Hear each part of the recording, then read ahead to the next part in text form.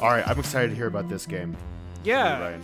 The game that I want to be able to talk about is the recent Kickstarter delivered to all of your homes. And I mean literally everyone's home, because this was a really popular Kickstarter. It's Fireball Island, The Curse of Vul-Kar. Yay. Oh man, this game is so good. This is a game by Restoration Games, widely, I think, just not criticized, but just acclaimed, widely acclaimed for just their work on taking old games that have been out of print for so long and basically restoring them and giving them a new coat of paint, bringing the mechanics a little bit up to date. For instance, Stop Thief was one of those that I think was never on my radar, and I gave it a shot and tried it, and it was pretty neat. They have like a little app thing for it. It's pretty cool. This is a Rob Davio company. J.R. Honeycutt also did some designing. There's actually a lot of designers for Fireball Island. I'm not going to go over all of them, but I know, again, Rob Davio had a piece in a J.R. Honeycutt also as well. And this game, I think, if you had played the old Fireball Island back in the day, I think this is definitely the 2018 lift that many people will remember and like. For those that don't know, this board game is a sight to behold. We talk about table presence in a board game, and Fireball Island has that in spades. Mm-hmm. When you get the box, it's huge, but like weighs like a feather. Like there's nothing to it. But I mean, this thing is huge. This is coffin box to the definition. And you unpack everything, and there are 3 trays. 2 trays go on the outside, and then one kind of goes on the middle that's lifted, and it creates Fireball Island. And it's really well done. Everything is marked pretty well. You have like the helipad. You have this great like plastic sculpt of Vul-Kar at the top. You have like all these nice little notches to place all the treasure that goes around the island. You have the places where the ember balls go, where you can kind of like flick them off the island in hopes to, knock off an opponent of yours that is trying to collect treasure around the island, etc., etc. There's trees that actually kind of act as like little pinball flippers that can kind of navigate how the fireballs or the marbles will go down the island. All in all, you put this together, like it's just something that people walk by and they're like, "What the heck are you guys playing?" And then they're like, "Oh yeah, it's Fireball Island, sweet." The gist of this game is that, again, you are an adventurer coming onto this island. You're trying to collect treasure, and you're trying to reach certain locations on the island where you can take snapshots. And these snapshots are like a red snapshot, a blue snapshot, and a yellow snapshot, or a green. And at the same time, you're having your opponents do the same. And they are basically, what you're trying to do is sabotage your opponent at any point, whether that's like playing cards that allow you to tap little ember balls onto other people, you're actually shooting magma balls at your opponents, just all sorts of shenanigans happening in this game. And movement used to be with a 6-sided die or a die of some sort. They now have changed to cards that have multiple abilities. So the faster you go, the more that you can't stop on spaces to pick up treasure. But the slower you go, the more abilities or more things you can do during your turn. And that's kind of how the trade-off works. You also have item cards that allow you to do different things to your opponents. And that's really the whole game. It's a simple game. They didn't really want to try to make it super complex to kind of bring it up to hobby board game standards. This is really meant for people with nostalgia or a family-based game. I think they really hit the nose on that on the base game. However, if you go all in, which was like $140 in the Kickstarter, you get a wide variety of different expansions. Crouching Tiger, Hidden Bees being one of them, in which you have like little bee nests that are all over that have these little balls that can sting you. And better yet, they have a Crouching Tiger, which is like this plastic tiger that you can flick onto the island and basically try to hit your opponent. And if you do, it's like this hilarious like manglement of like the tiger hitting the dude and you're like flying down the river. It's just ridiculous, but it's just like, oh my gosh, like how freaking cute is that to be able to add this. They just add, they even have another expansion that adds like a sunken pirate ship to it all. Like how crazy is that? Good. Yeah. Okay, I regret not getting the. And so I got the 5th player expansion, but I didn't get the other 2. And after I played it once, I instantly regretted not getting the other 2. Yeah, it's definitely yeah. For someone like us, like I think kids, if you play it by themselves without an adult, I think they'll have a blast. I think for us who have been through the board game scene a lot, they're going to play it once or twice and be like, okay, I kind of seen it, done it.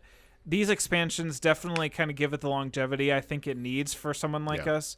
But yeah, kids will absolutely love it. I liked it. I've never played it, and I had a really fun, easy time. Like, even if you want to have a board game night with those that don't even really get into the board game scene all that much, just bring this bad boy out, and you're immediately up and running within like minutes. It's great. Oh yeah. Okay, so I've only played this with my kids so far. I am very excited to play it with adults. I know I have some friends who would really enjoy it.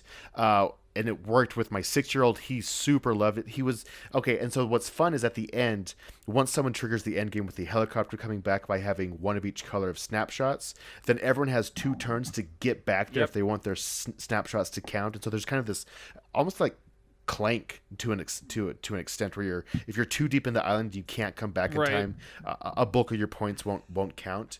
And my kid didn't make it back. He was like 2 spaces away. Oh no! And I don't go easy. I don't go easy on my kid, right? Like if he needs to play by the rules, he was crying. He was lying on the couch crying, and I was like, "That's the rules, kid. Life sucks, and then you die." So, ooh, no best dad mug for you under the Christmas tree. Not at all. Not at all. But he loved it. He wants to play it again, so it's fine. He's fine. But this game was. It just exceeded my expectations. I have no history with this game. Like I have no nostalgia towards the original. Yep. But they did just such a fantastic job. High quality production all around. I am super excited. I will find those expansions after they hit retail because I think they'll add enough to it where we'll play it enough and warrant those expansions. Yep. Now I played it with my 4-year-old as well, and he ends up just throwing marbles at people directly. So it didn't really work for him. I mean, still fun for him. Like father, like son. Yeah, exactly. But he ended up just being on my wife's team, so they played together. But it was a hit. Now, did you guys get copies of this K yet in your store? Oh yeah, definitely. We have like a whole display of them. Really? Yeah, even the owner awesome. walked into the store today and he grabbed a copy. He said, "Oh man, my kids are gonna have so much fun playing with this today." And I'm like, "By kids, do you mean you and your wife?" And yes, this is for my children. yes, exactly. Oh, that's funny. So, have you played it yet, Kay? I have not played it yet. I saw a prototype at Gen Con and I got super excited. And I was going to back it on Kickstarter, but I like supporting my own game store. So Yes. I was going to buy it this Black Friday. But then again, I was like, I have to work Black Friday and there's going to be a lot of people who are super excited to get it home. So I'll just wait till the next shipment comes in. So that's going to be this week, later this week. Yeah, it'll be well, I was going to say it's reprinted, but I bet distributors have been kind of, were they piecemealing shipments out or what? Oh, yeah, definitely. We got a shipment before Black Friday, and we're supposed to get another shipment, I believe, tomorrow. We're supposed to get some more. So, yeah, that's going to be super exciting to get to the table. Yeah. Now, the expansions have not hit retail, right? No, not yet. They're probably going to take, I want to say either closer to Christmas, if not next year, early next year, to kind of refresh the game for people who played it over Christmas. So. Okay. Yeah, that makes sense. Yeah. Also, off topic a tad bit, sort of, J.R. Honeycutt gives great hugs. Just saying. I've heard this. I've Yes. heard this when they were doing that media sweep, taking around that prototype copy. I've heard that before. Yeah, we did. We embraced at Origins. It was good. He does had look 2 very good hugs. squishy. I'm gonna have to test that. We had there was talks about having like a hug off where there would be like competition, or at least I think there was one. In any case, we hugged because we met at Origins. He's a really nice guy. Also, interestingly enough, again, a little bit off topic, but I submitted a board game design back in January, and he was one of the people that actually reviewed my game back in the day. Oh, Wow. So, Yeah, I just actually uncovered that because it was an email sitting in my inbox. I read it, kind of instantly got depressed because there was a lot of bad things that were said and a lot of bad feedback, but J.R. Honeycutt was one that actually had some really good constructive criticism. So, yeah. Oh, that's awesome. Yeah. That's awesome. You should let me play test your games. I would I was actually going to yesterday, and then I got really tired and ended up not going. Also, you didn't go yesterday either, did you? No, I didn't go. Yeah.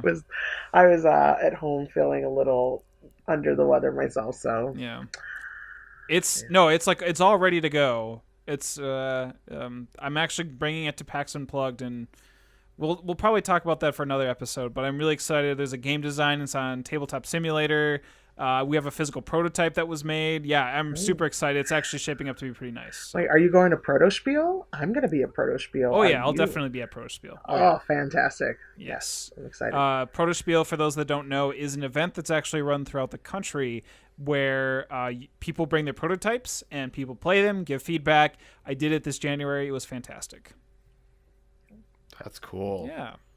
Oh, that's really cool. Anyways, Anyway, that's Fireball Island. Fireball Island.